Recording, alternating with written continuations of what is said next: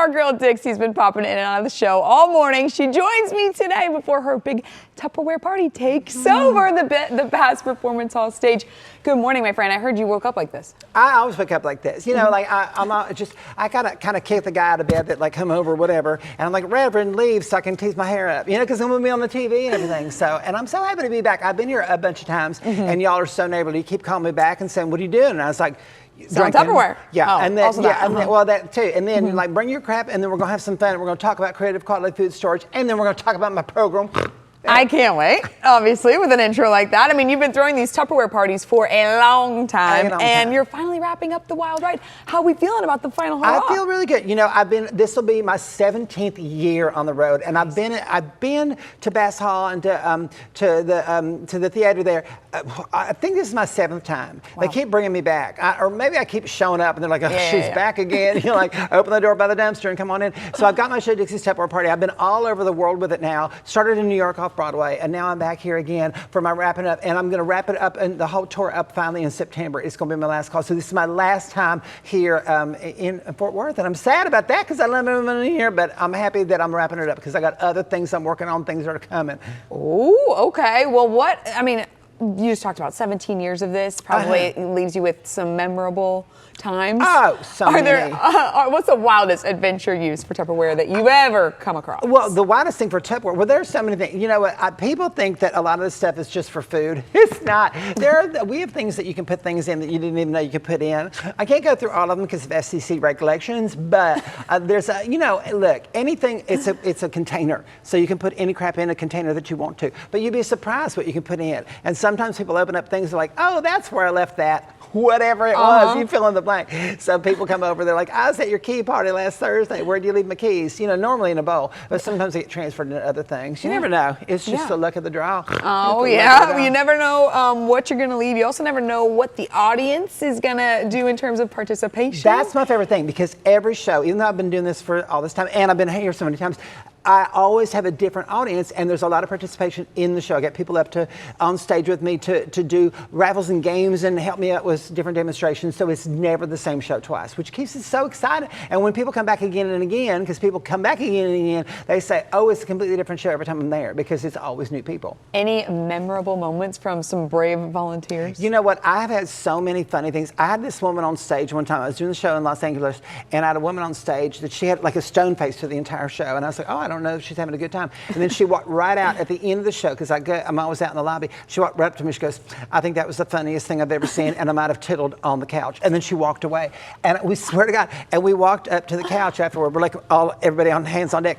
And we walked, there was this little, it was a leather couch, and there was this little stain, there was not a stain, it was pee on the couch, still there. And we were like, well, I did something right because I made her tinkle right there. So what are you gonna do? What are you gonna do? All right, how gratifying is it to know that you can keep a stone cold face laughing?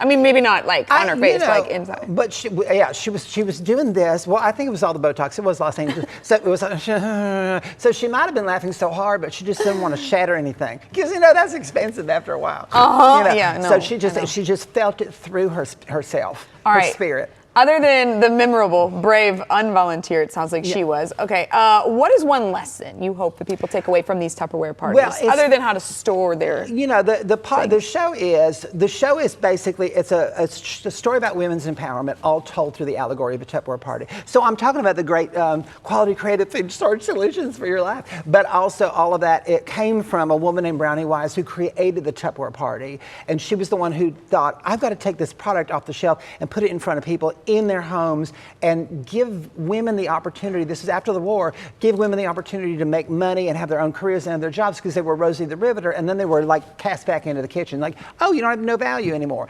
And through Tupperware, all these women became this army of people that sold things, were better members of the family, community, all this stuff. So it really is a show about lifting yourself up and going into the world a little bit brighter. I love love it. All right, any celebrities that are fans of your Tupperware You know what? skills? I've had a number of celebrities that have come to the show. I'm going to tell you my favorite celebrity sighting that I ever had. Well, I had Tiffany. You remember the singer Tiffany? Okay, so she came to the show one time. And then, I don't know if you ever, my favorite star sighting ever is I had Getty Watanabe came to the show. And people are not going to remember him, but if you ever saw any John Hughes film, he was Long Duck Dong in 16 Candles. And I grew up laughing and watching him and being like, thinking he was the funniest thing. And when I got to see him in my audience, that tickled me to no end. You know, you like to be tickled. So it was fun. So do your fans, apparently.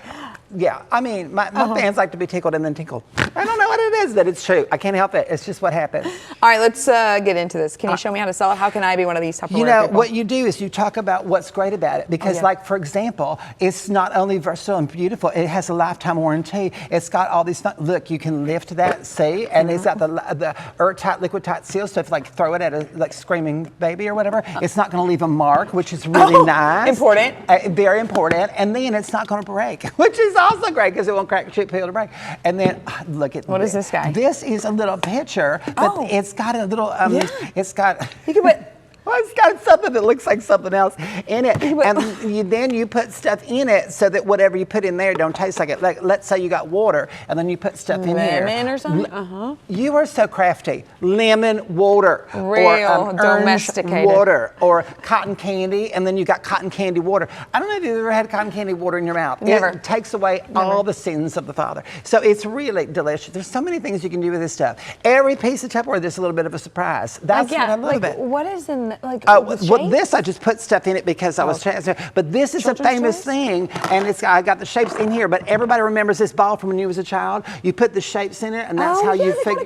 Yeah, and that's how you figure out when you're stupid, when you're an adult, and you're like, I can't fit nothing in the closet. I can't fit it in the overhead bin because your mama didn't love you enough, and she didn't get you one of these. That's what it is, because otherwise, you know. But all right, that's how we learn. All right, well, it is. We've learned so much. Where can we see the show? I'm at the McDavid Studio, right outside of Bass Hall, from tomorrow, the 2nd of April, all the way to the 6th, so all the way to this weekend. Tickets are almost sold out, which is great because the people are like, oh my God, she's coming back, and this is the last time. So people are coming, so get the handful of tickets that are left, go grab them now, because you're going to smile and you might tinkle on the couch. Just going to say it. You heard her. You can get those tickets right now. Now, thank you so much, Dixie. Thank you, my darling. Of course. Come on down. Come on. Remember, you can see Dixie's Tupperware party at Bass Hall in Fort Worth starting tomorrow through Sunday. Go to basshall.com for tickets and information.